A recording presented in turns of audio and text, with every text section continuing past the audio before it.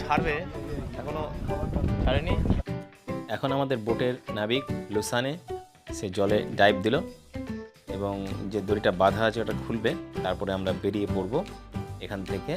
ওই সামনে দেখা যায় আইল্যান্ড রয়েছে, যে আইল্যান্ডগুলোতে আমরা যাব, আইল্যান্ড হপিং ট্যুর আমাদের রয়েছে সেখানে। তো আমরা যাই বন্ধুরা। এই দেখুন আশেপাশের ছবিটা ঠিক এরকম, নীল জল।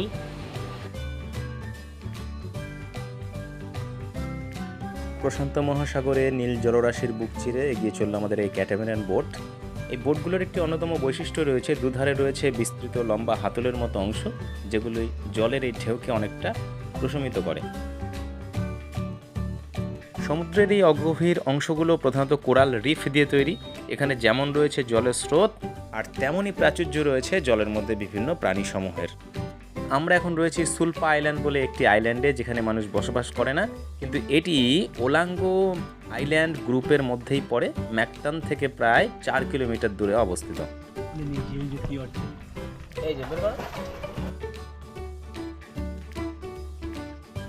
সি অর্চিন, সমুদ্রের মধ্যে সি অর্চিন আমরা পেলাম।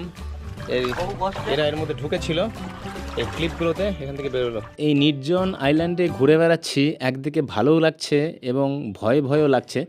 তো যাই হোক বন্ধুরা, এর বিবরণ আপনারা পেয়ে যাবেন আমাদের চ্যানেল ইজি টু ট্রাভেল এর ফিলিপিন্স ব্লগগুলিতে। এই যে জলের মধ্যে থেকে তোলা একদম জ্যান্ত স্টারফিশ, কোনটা এটাকে?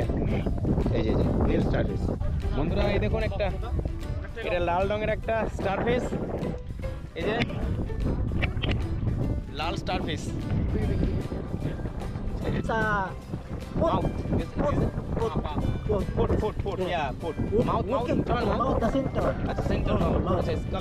Yes, there. This one is Okay, thank you.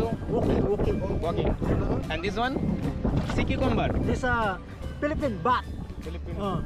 Bat. It's eating. আচ্ছা, কাঁচা খাওয়া যায়? Okay. It can be eating raw. Yeah. This is This called one. shell. Yeah. Inside. It's okay. Okay, thank you. Yeah. Starfish. Starfish. Very good. Okay. This one.